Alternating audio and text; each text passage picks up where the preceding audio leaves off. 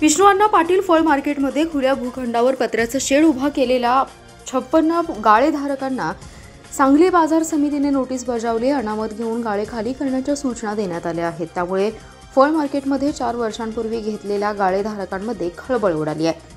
बाजार समितीच्या मागील संचालक मंडळाच्या कालावधीत सहकार विभागाच्या आदेशान्वये आणि व्यापाऱ्यांच्या मागणीनुसार बाजार समितीने समितीच्या कोल्हापूर रोडवरील फळ मार्केटमध्ये 56 व्यापाऱ्यांना ठराव करून जागा दिली होती।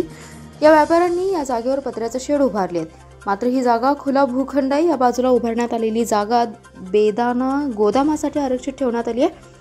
मात्र तत्कालीन कारभाऱ्यांनी संबंधितांकडून मागणीनुसार अनामत रक्कम घेऊन जागा दिली होती। आता याबाबतच्या तक्रारी शासनाच्या सहकार खात्याकडे गेल्यानंतर शासनाने जिल्हा उपनिबंधक कार्यालयाकडे याबाबत चौकशी करून कार्यवाही करण्याच्या सूचना दिल्यात।